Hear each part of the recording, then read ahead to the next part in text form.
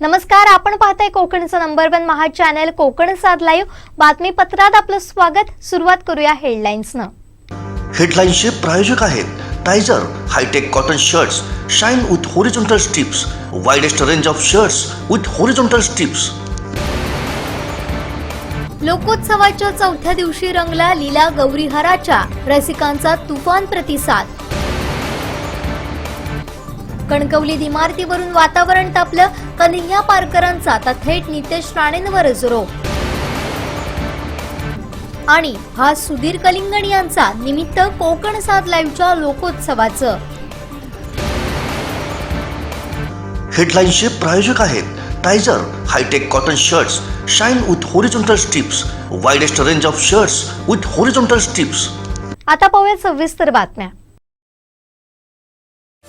आपलं योग्य निदान, अचूक उपचार आणि आपुलकीच्या सेवेमुळे अल्पावधीतच लोकप्रिय बनलेले सिद्धांत हॉस्पिटल, ब्रेन स्पाइन शस्त्रक्रिया आणि trauma care multi speciality hospital. अत्याधुनिक सेवा सुविधांनी परिपूर्ण। मेंदूच्या अपघाती इजा, रक्तस्राव, ब्रेन ट्यूमर, मणक्याच्या सर्व प्रकारच्या आजारांवर एंडोस्कोपी तसेच मायक्रोस्कोपिक अशा अत्याधुनिक उपकरणांद्वारे शस्त्रक्रिया आणि लेसर उपचार। त्याचबरोबर पॅरालिसिस, फिट्स, मधुमेह, हृदयरोग, रक्तदाब, श्वसन रोग, किडनीचे विकार, डेंग्यू, चिकनगुनिया अशा गंभीर आजारांवर डॉक्टर अनुष्का वाईकर, डॉक्टर कौस्तुभ वाईकर आणि तज्ञ सहकारी डॉक्टर्स यांच्याकडून प्रभावी आणि विश्वसनीय उपचार। आजार कोणताही असो, अचूक निदान आणि योग्य उपचार फक्त इथेच। सिद्धांत हॉस्पिटल, आयसोलेशन हॉस्पिटल जवळ, ring road, Kolhapur. Phone number 930 917 0345 आणि 98 60 39 59 52।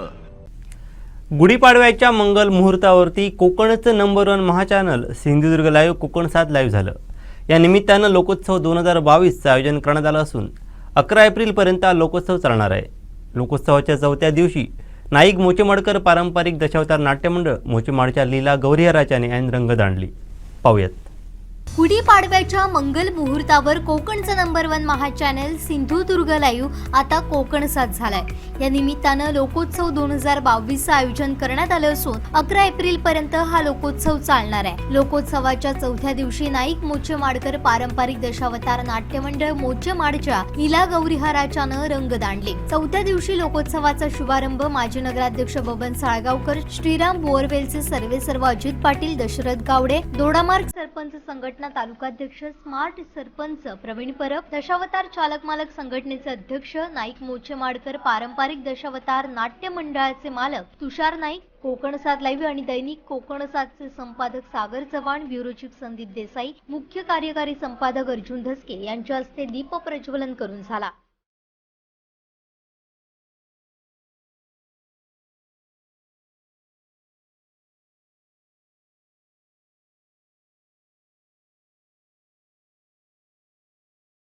लोकोत्सवाच्या चौथ्या पुष्पाला उपस्थित मान्यवरांचं स्वागत कोकण साध लाईव्ह आणि दैनिक कोकण साधचे संपादक सागर चव्हाण, ब्युरो चीफ संदीप देसाई, कार्यकारी संपादक अर्जुन धसके यांनी केलं।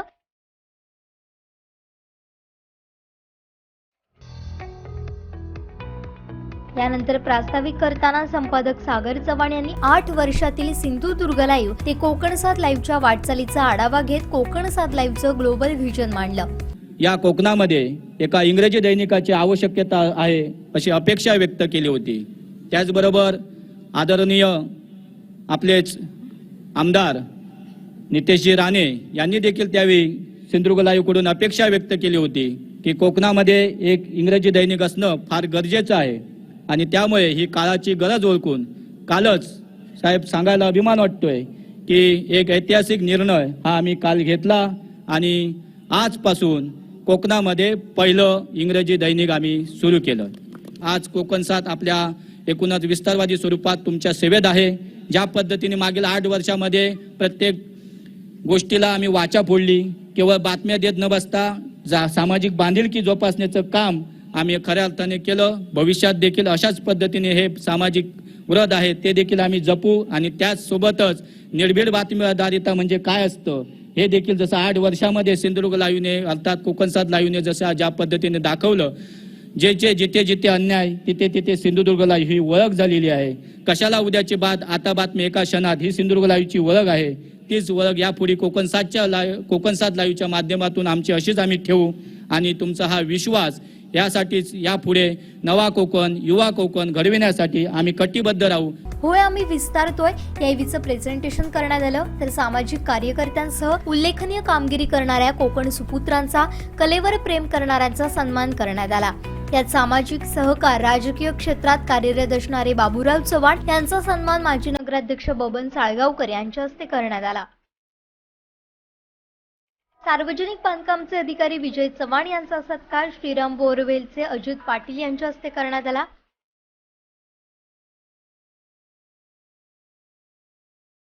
गणपत महापणकर यांचा सन्मान तुषार नाईक यांनी केला.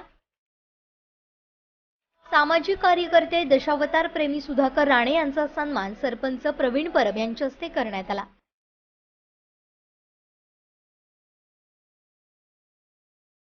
नाईक मोचमाडकर पारंपरिक दशावतार नाट्य मंडळाचे मालक तुषार नाईक यांचा सत्कार संदीप देसाई यांनी केला.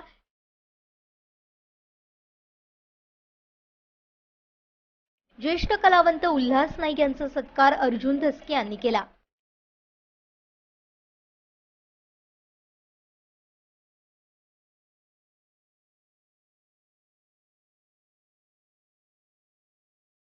राजपात्र साकारणारे आनंद नार्वेकर यांचा सत्कार बबन साळगावकर यांनी केला. राजपात्र साकारणारे नारायण आसियेकर यांचा सत्कार विनायक गावस यांनी केला. महादेव दळवी यांचा सत्कार अजित पाटील यांनी केला. सेवानिवृत्त शिक्षक पी.बी. चव्हाण यांचा सत्कार प्रवीण परब यांनी केला. जेव्हा जग थांबलं होतं तेव्हा दशावतार जिवंत ठेवण्याचं काम केलं ते कोकण साद लाईव्हनं. कोकण साद लाईव्ह हे नाव आपल्या कोकणचं असून संपूर्ण जगभरात हे नाव पोहोचावं असं मत नाईक मोचेमाडकर पारंपरिक दशावतार नाट्य मंडळाचे मालक तुषार नाईक यांनी व्यक्त करत शुभेच्छा दिल्या. अभिमानाची गोष्ट आहे. खरं सांगायचं म्हणजे दशावतार चालक मालक संघटनेचा अध्यक्ष आणि नाईक मोचेमाडकर पारंपरिक दशावतार लोकनाट्य मंडळाचा संचालक म्हणून सिंधुदुर्ग लाईव्ह कोकण 7च्या बाबतीत गर्वाने मान ताठ होते आहे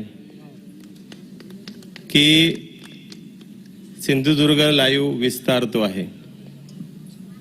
खरं सांगायचं म्हणजे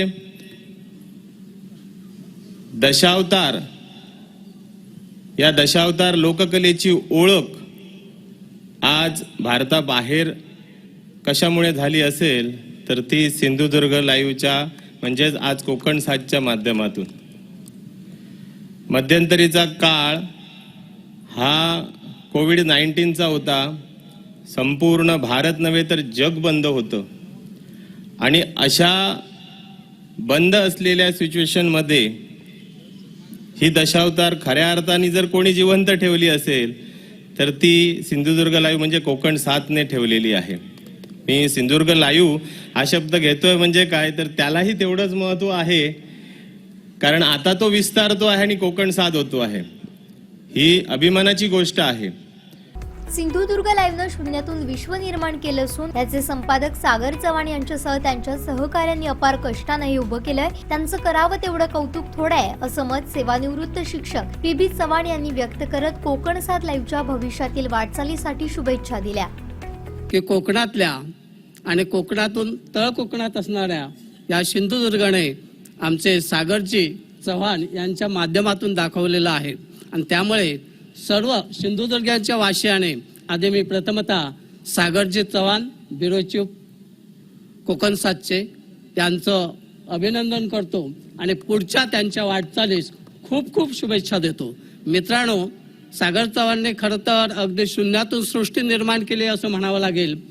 एका गरीब कुटुंबातील व्यक्ती आणि आता 7 समुद्रापार आपल्या कार्याचा ठसा उमटवतो आहे आणि कार्याचा ठसा उमटवत असताना सिंधुदुर्गाची मान सर्व जगाच्या कानाकोपऱ्यामध्ये ताट करतो आहे आणि एक मानाचा तुरा सिंधुदुर्गाच्या माध्यमाने सिंधुदुर्गाच्या मस्तकात खोवतो आहे. याबद्दल त्यांचं करावं तेवढं कौतुक कमी आहे.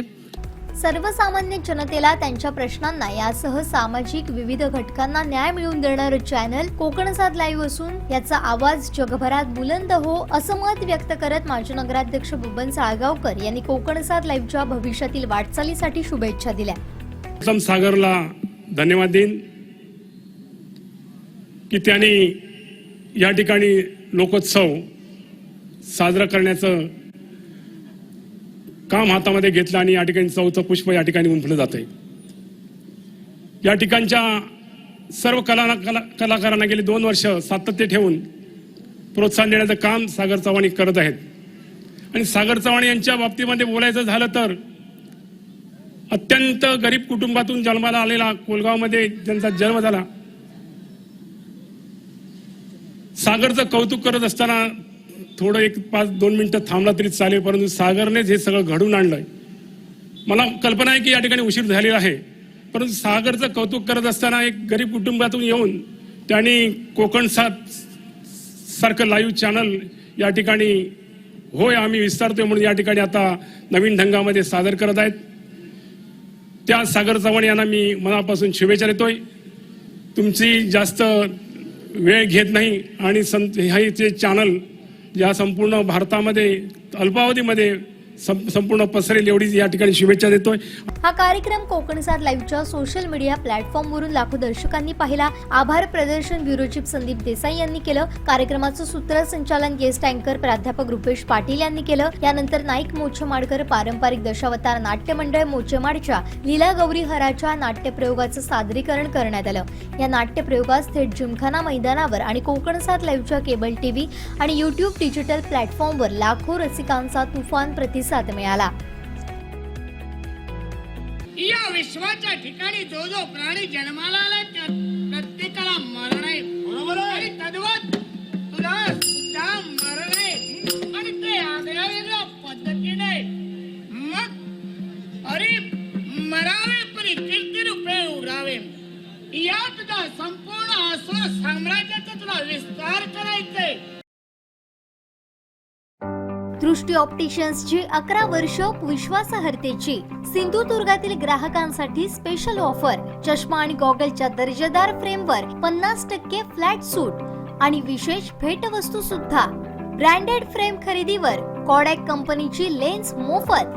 चष्म्याच्या लेन्स खरेदीवर फ्रेम मोफत. त्वरा करा, ऑफर मर्यादित कालावधीसाठी.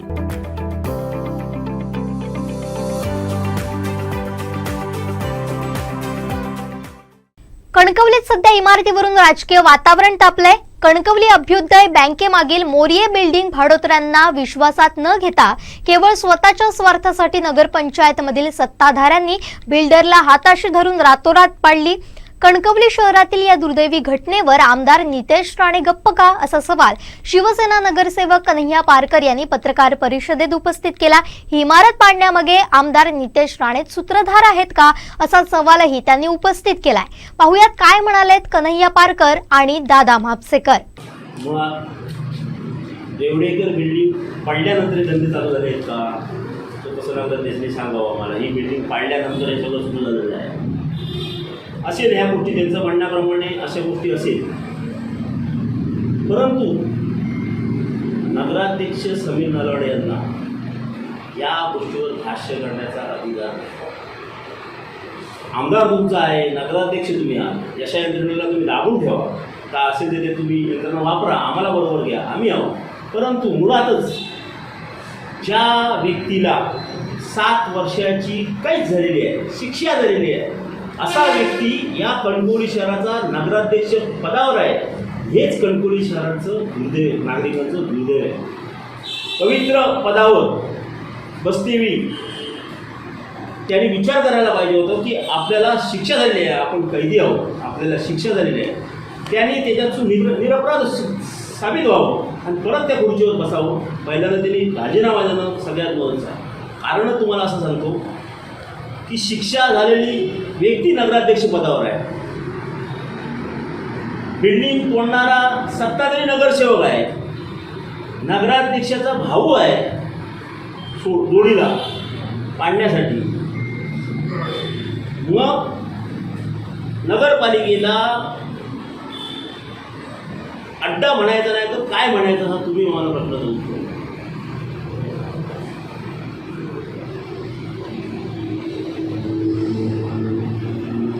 आज कणकवलीतील कित्येक विद्यार्थी कित्येक अशी महान व्यक्ती आहे की ज्यांचा पुरस्कार नगराध्यक्षांनी करावा अशा गोष्टी ते आहेत. परंतु ज्याला 7 वर्षांची शिक्षा झालेली आहे त्या नगराध्यक्षाने अशा व्यक्तींचा सत्कार करावा. ज्याला गोल्ड मेडल मिळालं तर सत्कार कोणी केला? हा आदर्श युवा पिढीमुळे नगराध्यक्ष ठेवणार आहेत का? आमदार नितेश राणे ठेवणार आहेत का? तुमच्यासारखा माणूस जर त्या पदार असेल, शिक्षा 7 वर्ष झाला असेल, तर तुम्ही भावी पिढी आदर्श काय घेणार तुमची? याचा तरी स्वतः विचार करणं गरजेचं आहे. या लोकांना जो काय अन्याय झालेला आहे, मला एक आश्चर्य वाटतं की या मतदारसंघाचे आमदार नितेश राणे का डोळे झाक करून राहिलेले आहेत? का याच्यावर भूमिका आपली ठामपणे मांडत नाही आहे? की जी मुंबईमध्ये दहशत आहे, जशी बिल्डर गुंडगिरी करून बिल्डिंग खाली गेल्या जातात, तसाच प्रकार कणकवलीमध्ये सुद्धा या जिल्ह्यामध्ये सुरू करायचा आहे का? का नाही त्या लोकांना देत नाही आहेत? मला असं वाटायला लागलं आहे की ह्या सगळ्या गोष्टीचा मुख्य सूत्रधार आमदार नितेश राणे सुद्धा असू शकतात. कणकवली शहरातील जनतेला आमचं सर्व शिवसैनिकांचं नगरसेवकाचं आव्हान आहे, दहशत करून बळजबरीने असं जमीन किंवा अन्यथा आणि कुठल्याही गोष्टी कोण आपल्या ताबा मिळवत असेल तर आमच्या शाखेमध्ये आमच्या नगरसेवकाकडे कधीही या. आम्ही पूर्ण ताकदीनिशी जनतेबरोबर राहू. संजय कंपनीकर आला आणि म्हणला की तोडत नाही तुमचं, वरची इमारत तोडताना भिंत तुमच्यावर पडली, त्यामुळे तुम्ही काय काळजी करू नका. तुम्ही 11 वाजता नगराध्यक्षांना भेटा. नगराध्यक्षांना भेटा, मी त्यांना फोन करतो, नगराध्यक्षांना भेटा आणि ते तुम्हाला मार्ग दाखवतील काय. मग मी आता बाकी म्हणून 11, 10:30 वाजता नगराध्यक्ष कार्यालयात गेलो. शनिवार होता, त्या दिवशी नगराध्यक्ष हे नगरपंचायत बंद होती, पण मागच्या बाजूला ते बसलेले होते, ते बाहेर आले तेव्हा मला मिळाले. मी त्यांना म्हटलं की असं मला तोडलं कसं आमचं विचारतात. तर ते म्हणले तुम्ही कांगोच्या समोर रेगे म्हणून ऑफिस आहे, जीवन रेगे, त्यांच्याजवळ जा, ते तुम्हाला मार्ग दाखवतील. मी लगेच जीवन रेगेंकडे आलो, ते भेटले मला. त्याने तुमच्याजवळ काय काय आहे? मी म्हटलं हे बघा असं आहे, हे काय कोणी काढू शकतं हिंदू. तर म्हटलं मी लगेच मला सांगितलं चल तू आधी इथं थांबूच नको, म्हटलं हे काही देणार नाही. तोपर्यंत तू म्हणजे थांबा जीवन रेगेला थांबा. तुम्ही मंगळवारी 4-4:30 वाजता नगराध्यक्षांना भेटायला या, मी येतो. मग मंगळवारपर्यंत मी थांबलो. 4 वाजता फोन केला म्हणजे नगराध्यक्ष नाही, उद्या बुधवारी 10-10:30 वाजता ऑफिसला या. बुधवारी मी गेलो, बुधवारी ते नाही मिळाले. नंतर फोन बंद केला, माझा फोन घेतलेला नाही. मी त्याच्या 4 दिवस त्यांच्या मागून फिरलो, पण काहीतरी उपयोग झाला नाही. मी नंतर ही पोलीस कंप्लेंट पोलिसांना दिलेली आहे परवा दिवशी.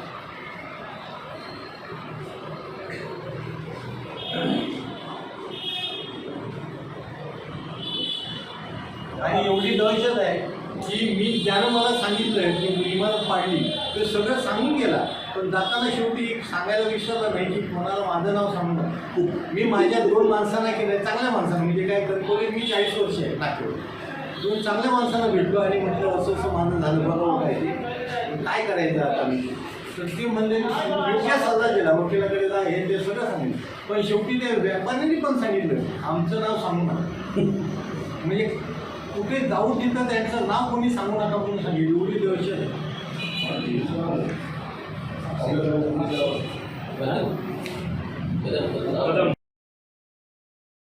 12वीचा अभ्यास तर झाला, पण आता प्रवेश परीक्षांचं काय? अरे मग परफेक्ट अकॅडमी आहे ना. परफेक्ट अकॅडमी घेऊन आली आहे क्रॅश कोर्स 2022. खास नीट, MST CET, JEE या परीक्षांसाठी 10 एप्रिल 2022 पासून 75 दिवसांचा फास्ट ट्रॅक कोर्स. मागच्या 3 वर्षात JEE, नीट, MST CET मध्ये सिंधुदुर्गात पहिला परफेक्ट अकॅडमीचाच. मग वाट कसली पाहताय? आजच आपला प्रवेश निश्चित करा. परफेक्ट अकॅडमी, तळमजला यशोधरा, कुडाळ. कोकण आणि दशावतार हे अतूट नाते आहे. जनतेच्या मनामनात, रसिकांच्या हृदयात या कलेनं दशावतार कलावंतांनी घर केलंय. यातीलच एक लोकराजा कैलासवासी सुधीर कलिंगण. काही महिन्यांपूर्वी त्यांचं निधन झालं. मात्र कोकणसात लाईव्हच्या लोकोत्सवात रसिकांना त्यांचा आभास जाणवत होता. कोकणची दशावतार कला 7 समुद्र पार पोहोचवण्याचं काम करणारे दशावतार कलाकार कोकणची रत्न आहेत. सिंधुदुर्ग लाईव्ह अर्थातच आताचं कोकणसात लाईव्ह याच्या विस्ताराच्या निमित्तानं सावंतवाडी जिमखाना मैदानावर लोकोत्सव होतोय. दशावतार डबल बारीचा हा उत्सव 11 एप्रिल पर्यंत होत असून सोमवारी लोकराजा स्वर्गीय सुधीर कलिंगण यांच्या श्री कलेश्वर दशावतार नाट्य मंडळाच्या शाप प्रतिशाप या नाट्यप्रयोगाचं सादरीकरण करण्यात आलं. या मंडळाचे मालक सुधीर कलिंगण यांचं काही महिन्यांपूर्वी निधन झालं. कैलासवासी बाबी कलिंगण यांचा वारसा चालवणारे लोकराजा सुधीर कलिंगण यांचं निधन झाल्यानं दशावतार कलेतील तारा हरपला. मात्र यानंतर त्यांचा हा वारसा कलेचं व्रत कैलासवासी सुधीर यांचे दोन्ही सुपुत्र समर्थपणे सांभाळताय. सिद्धेश कलिंगण यांच्या रूपानं ते लोकोत्सवात सिद्धही झालं. ज्याप्रमाणे सुधीर कलिंगण रंगमंच गाजवायचे, अगदी त्याचप्रमाणे सिद्धेश देखील प्रयत्न करत असून नाटक सादर करताना हुबेहूब सुधीर कलिंगणच डोळ्यासमोर असल्याचा भास त्यांच्या सादरीकरणादरम्यान होत होता. लोकोत्सवात सुधीर कलिंगण यांनी अजरामर केलेली वेडाचंदन ही भूमिका त्यांचा सुपुत्र सिद्धेशनं अशा पद्धतीनं साकारली की क्षणभर सुधीर कलिंगणच पुन्हा उतरले असा भास होऊ लागला. माझी प्रिय वल्लभा दश दिशास फिरतो फिरतो दश दिशास फिरतो दिशास फिरतो दिशास फिरतो फिरतो हे राजा माझी प्रिय वल्लभा हे राजा माझी प्रिय वल्लभा हे राजा माझी प्रिय वल्लभा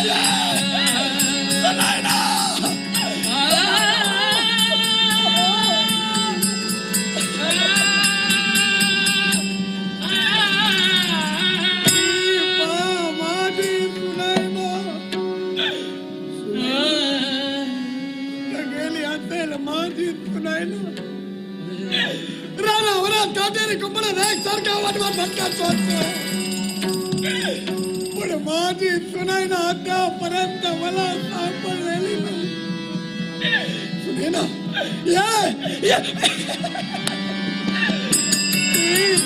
माझी सुनाई ना ध्यास तुझा लागला पाहुनिया मम मना ध्यास तुझा लागला पाहुनिया मम मना ध्यास तुझा लागला पाहुनिया मम मना पाहुनिया पाहुनिया सखे साधनी त्यांच्या या कलाकारीचं कौतुक करत अनेकांनी बक्षिसांचा वर्षाव केला. त्यामुळे कैलासवासी बाबी कलिंगण, कैलासवासी सुधीर कलिंगण यांच्या पश्चात सिद्धेश कलिंगण दशावतार गाजवणार यात तीळमात्र शंका नाहीये. कोकणसाद लाईव्हच्या या लोकोत्सवाच्या निमित्तानं हा क्षण पाहण्याची संधी प्राप्त झाली असून सिद्धेशसाठी एवढंच म्हणावंसं वाटतंय, तू चाल र पुढं, तुला रगड्या भीती कशाची, परवा भी कशाची. ध्यास तुझा लागला पाहुनिया मम मना ध्यास तुझा लागला पाहुनिया मम मना ध्यास तुझा लागला पाहुनिया मम मना पाहुनिया पाहुनिया सखे साधनी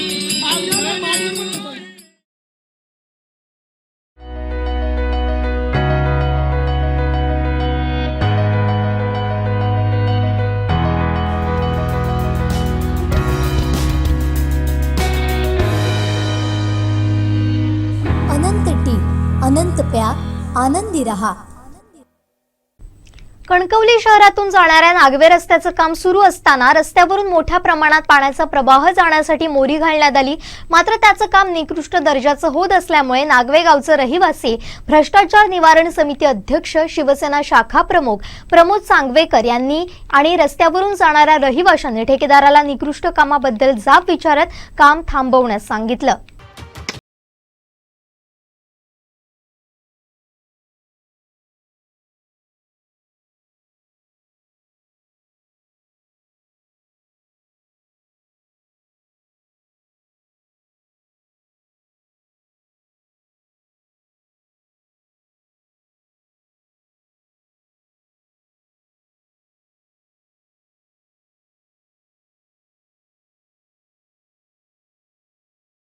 प्रवास गाड्यांचा मोठा झाला.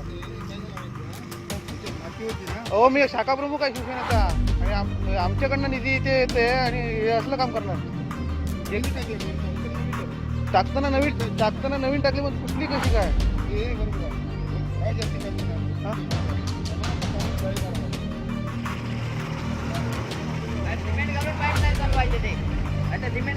नाही ते काढून टाकायचं. मग सांगून पण तुम्ही ऐकलंच नाही ना. गव्हर्नमेंटने काय फुकटचे निधी केलेले नाहीत. काढायचं ते सगळं पूर्ण. नाही एवढं नाही एवढं फुटलेला रस्ता तुम्ही पुन्हा डबल करताय म्हणजे. नाही कॉलर बिलर काय नाही, नवीन टाकायचे. कॉलर बिलर काय नाही सांगायचं, एक काढून टाकायचं. हे झाड्या बिळ्या सगळ्या काढून टाकायच्या, नाही घालायचं असलं. आज एवढं आहे तर उद्या काय करणार. हे पिकाव घे.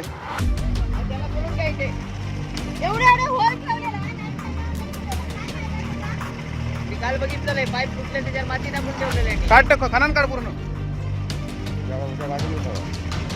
नाही घालायचं सांगितलं, मग जाताना सांगून गेलो घालायचं नाही म्हणून. घाल डायरेक्ट पिकाव मारते इथं जरा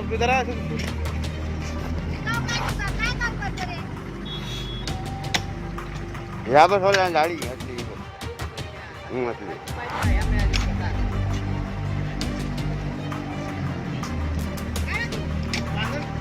कष्ट चालायचं नाही काम इथे.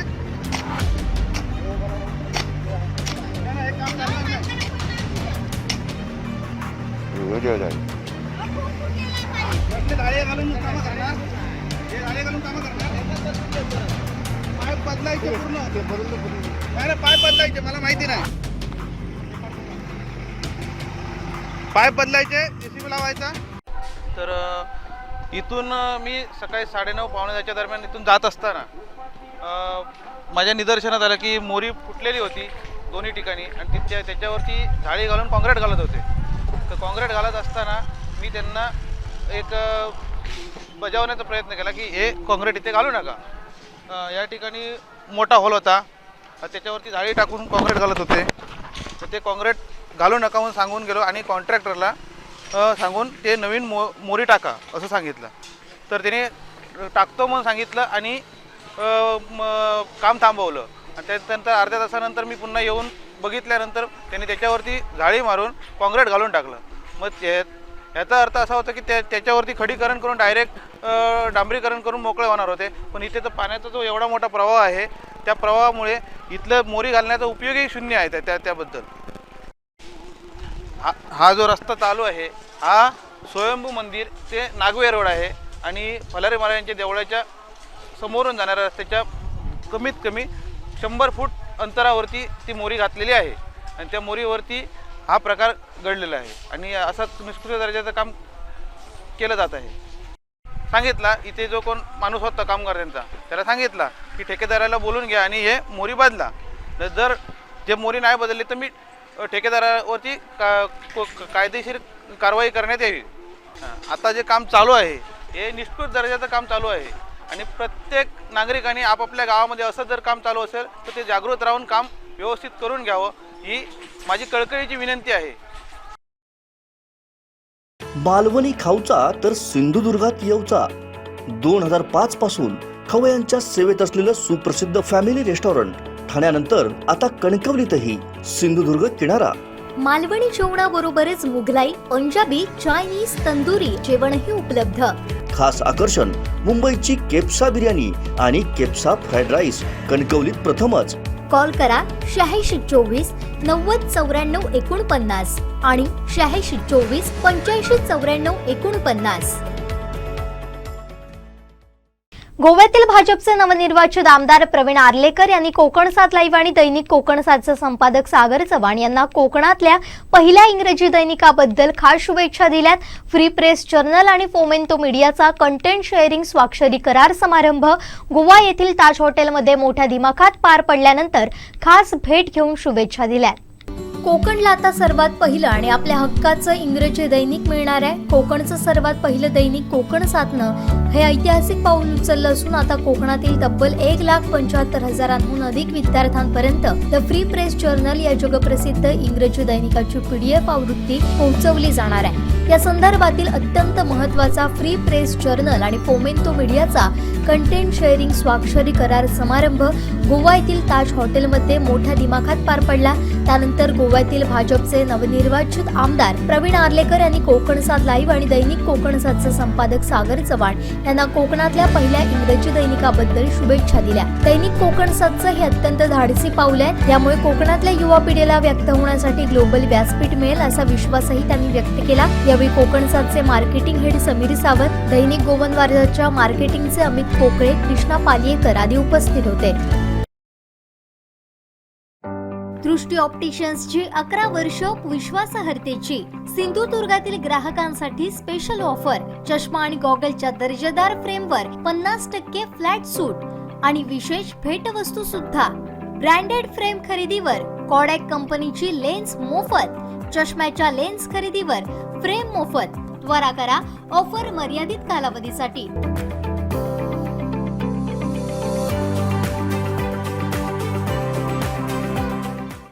शेळी पालनातून सुद्धा मोठा रोजगार उभा राहू शकतो हे दाखवून दिलंय कणकवलीतील पेशानं इंजिनियर असलेल्या निलेश सावंत यांनी.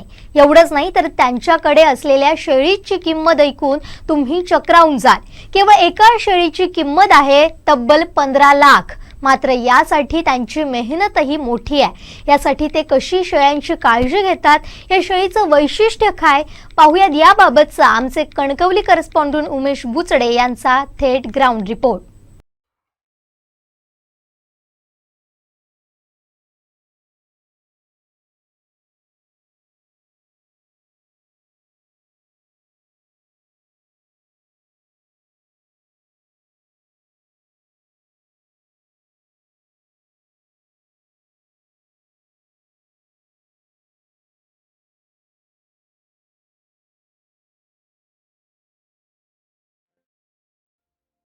नमस्कार. आत्ता आपण आहोत कणकवली येथे भिरवंडे या गावामध्ये आणि या गावामध्ये आपण पाहतो आहोत की ह्या ज्या शेळी पालन केलेलं आहे हे जे गृहस्थ आहेत हे उच्च शिक्षित आहेत, इंजिनिअरिंग झालेलं आहे आणि ते बरेच देश फिरले आहेत आणि ह्याच इथे येऊन त्यांनी हे जे शेळी मेंढी पालन केलेलं आहे, ही शेळी एक वेगळ्या जातीची आहे आणि वेगळ्या दर्जाची आहे. त्यांचे जे वजन आहे ते एका वर्षात डबल आणि तिप्पट वजन वाढतं आणि ह्या ज्या शेळ्या आहेत वेगवेगळ्या प्रकारच्या शेळ्या आहेत त्यांनी ते पालन केलेलं आहे. ह्याचा जो खासियत जी आहे, ही जी शेळी आहे एक एक शेळी 10 ते 12 लाखाची शेळी आहे असं त्यांचं म्हणणं आहे. आपण जे पाहतो आहोत की लहान पिल्लं, याच्यात जी लहान पिल्लं आहेत ही 1 ते 2 महिने किंवा 3 महिने एवढेच झालेले आहेत आणि एक जो मेल शेळी आहे त्याचं आपण बघितलं की त्याचं जे वजन आहे ते 80 किलोच्या दरम्यान वजन आहे. आणि ह्या जो शेळीपालनचं इथे जो फार्म आहे नाद गोट फार्म म्हणून, त्याचे जे सर्व आहेत ते निलेश सावंत म्हणून आपल्यासोबत आहेत. निलेश सावंतजी, आपल्याला थोडक्यात माहिती आपल्याला हवी आहे की हा जो फार्म आपण कधीपासून सुरू केला आहे, काय सांगू इच्छिता? नमस्कार साहेब. हा फार्म आम्ही 2019 साली चालू केला आहे आणि सुरुवातीला आमच्याकडे ज्या लोकल जाती आहेत गावरान, उस्मानाबादी, त्या पण आम्ही पाळलेल्या आहेत कोकणकडनं आणि त्याप्रकारे आम्ही ईदचे बोकड वगैरे केलेले आहेत, राजस्थानी बोकड, पंजाबी. आणि त्यानंतर आम्हाला माहिती पडलं की जी आफ्रिकन बोर जात आहे, जी आता आम्ही 100% पाळतो आहे, त्याच्यामध्ये फायनान्शियल्स खूप चांगले आहेत आणि त्यांचे कॅरेक्टरिस्टिक्स खूप चांगले आहेत. ही साऊथ आफ्रिकन बोर शेळी जी आहे ती त्यांनी 40 वर्ष रिसर्च करून तयार केलेली आहे. कल्हारी रेड आणि फुकुट ह्या अशा 2 जाती आहेत. त्यांचं मेटिंग करून ही जात बनवलेली आहे. तर ह्या जातीचे कॅरेक्टर्स असे आहेत की ह्यांचा जो मेल आहे तो साधारण वर्षभरात 100 ते 120 किलो होतो आणि फिमेल जी आहे ती 70 ते 80 किलो होते. आणि ह्यांची सगळ्यात महत्त्वाची कॅरेक्टरिस्टिक ही आहे की हे 3, 4, 5 पिल्लं पण देऊ शकतात. आता साधारण आपल्याकडे एका वेताला पहिल्या वेताला एक शेळी 1 पिल्लू देते, पण ह्या आमच्याकडे ह्यांनी 3 ते 4 पिल्लं पण दिलेली आहेत. आताच आमच्याकडे परवा पिल्लं झालेली आहेत, ती 2 पिल्लं झालेली आहेत. त्याच्या आधी महिनाभरात 3 पिल्लं पण दिलेली आहेत एका शेळीने. आणि दुसरी गोष्ट म्हणजे ह्यांची डिमांड अँड सप्लाय तर तुम्ही बघितलं त्यांची डिमांड जास्त आहे आणि सप्लाय कमी आहे, त्यामुळे ह्यांची कॉस्ट जास्त आहे. आता आमच्याकडे एक शेळी आहे, तिचे आईवडील निकोपोताचे आहे, साऊथ आफ्रिकेचे. त्या वंशावळीची शेळी जी आहे तिची किंमत साधारण 15 लाख रुपयाची आहे. अशा आमच्याकडे 4 शेळ्या आहेत. आणि त्याचबरोबर ज्या फुल ब्लडने आमच्याकडे जन्मलेल्या आहेत अशा आमच्याकडे 11 लाख रुपयाची शेळी पण आहे, तिचं नाव अकोरा आहे. आणि साधारणपणे ह्या शेळ्यांचं खाणं पिणं जे आहे ते सेम आपल्या ज्या शेळ्यांना लागतं तेच लागतं. यांना काही स्पेशल खाणं वगैरे असं काही लागत नाही. आपल्या जंगलातला पाला चालतो, सुका चारा म्हणून सोयाबीन भुसा, तुरीचा भुसा हा चालतो, मका चालतो, बारामती फीड, हिंदुस्तान फीड ह्या गोष्टी पण चालतात. त्याचप्रकारे आम्ही त्यांना मुरघास पण देतो. आमच्याकडे असलेला फणसाचा पाला, आंब्याचा पाला, रुमडाचा पाला हे पण आम्ही त्यांना खायला देतो.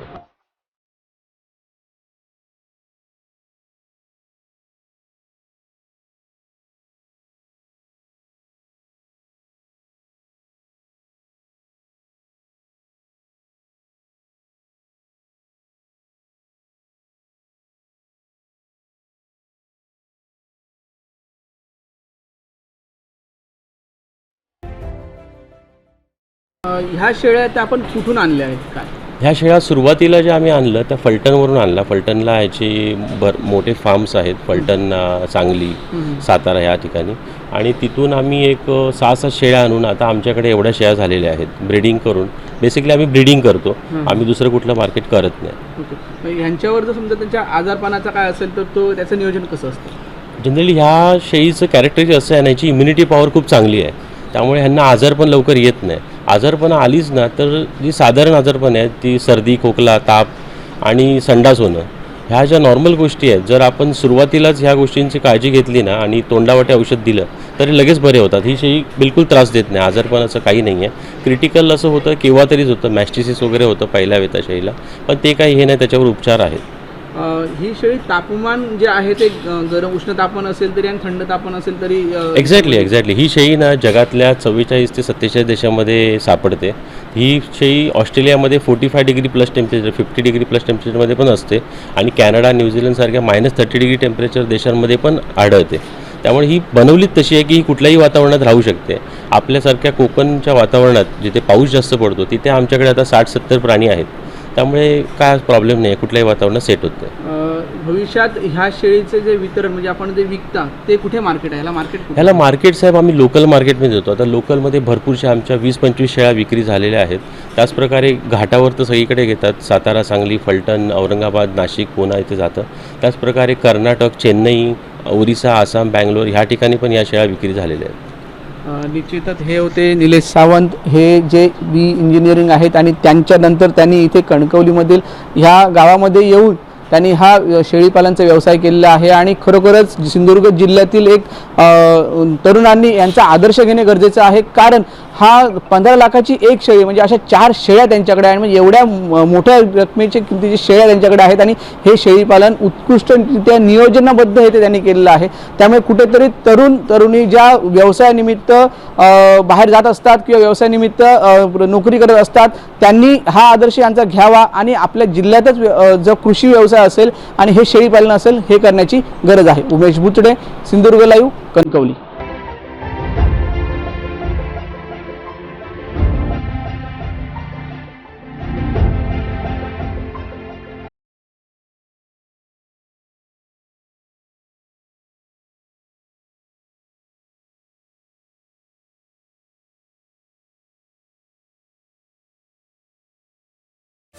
आपल्या योग्य निदान, अचूक उपचार आणि आपुलकीच्या सेवेमुळे अल्पावधीतच लोकप्रिय बनलेले सिद्धांत हॉस्पिटल. ब्रेन स्पाइन शस्त्रक्रिया आणि trauma care multi speciality hospital. अत्याधुनिक सेवा सुविधांनी परिपूर्ण. मेंदूच्या अपघाती इजा, रक्तस्राव, ब्रेन ट्यूमर, मणक्याच्या सर्व प्रकारच्या आजारांवर एंडोस्कोपी तसेच मायक्रोस्कोपिक अशा अत्याधुनिक उपकरणांद्वारे शस्त्रक्रिया आणि लेसर उपचार. त्याचबरोबर पॅरालिसिस, फिट्स, मधुमेह, हृदयरोग, रक्तदाब, श्वसन रोग, किडनीचे विकार, डेंग्यू, चिकनगुनिया अशा गंभीर आजारांवर डॉक्टर अनुष्का वाईकर, डॉक्टर कौस्तुभ वाईकर आणि तज्ञ सहकारी डॉक्टर्स यांच्याकडून प्रभावी आणि विश्वसनीय उपचार. आजार कोणताही असो, अचूक निदान आणि योग्य उपचार फक्त इथेच. सिद्धांत हॉस्पिटल, आयसोलेशन हॉस्पिटल जवळ, ring road, Kolhapur. Phone number 930 917 0345 आणि 9860 39 59 52. मोहनराव मुरारी सावंत प्राथमिक आरोग्य केंद्र कनेडीचं लोकार्पण मोठ्या उत्साहात पार पडलं. पालकमंत्री उदय सामंत आणि मान्यवरांच्या हस्ते फीत कापून लोकार्पण करण्यात आलं. मोहनराव मुरारी सावंतांनी 1974 साली गावातील त्यांच्या सोबतचे साथीदार आणि आमचे गावचे सर्व भाऊबंद यांना घेऊन या 14 ते 20 गावांचा जो प्रश्न होता की आरोग्याच्या दृष्टीने या सर्व लोकांना कुठेतरी आपण सुखसुविधा दिली पाहिजे, त्या हेतूने इथे जागा घेऊन आरोग्य केंद्र बांधलं आणि ते मग शासनास हस्तांतरित केलं. तसेच त्यांनी 11वी-12वीच्या मुलांसाठी ज्युनियर कॉलेज बांधलं. आमच्या भिरवंडे गावचं रामेश्वर मंदिर बांधलं, स्मशान शेड बांधल्या. भिरवंडे गावात एक सुसज्ज असा सांस्कृतिक हॉल बांधला. म्हणजे ह्या सर्व गोष्टी करता करता त्यांनी कुठे राजकारण बघितलं नाही, समाजकारण बघितलं फक्त. आणि मुंबईत नगरसेवक पद 1968 ते 90 साली मुंबईचे नगरसेवक, तसेच BSTचे चेअरमन असताना त्यांनी जवळजवळ सिंधुदुर्ग आणि रत्नागिरी जिल्ह्यातली 2500 माणसं त्यावेळेला स्वतः चेअरमन असताना कामाला लावली. आणि ह्या अशा थोर माणसांच्या पोटी आम्हाला जन्म मिळाला. मी खरंच आभार मानतो. आजच्या या कार्यक्रमाला पालकमंत्र्यांना मी म्हटलेलं की पालकमंत्री महोदयांना की साहेब, माझी 4 तारीखला वडिलांची जयंती आहे आणि ज्या आमच्या वडिलांनी जे आरोग्य केंद्र बांधलं त्यासाठी आपण यावं.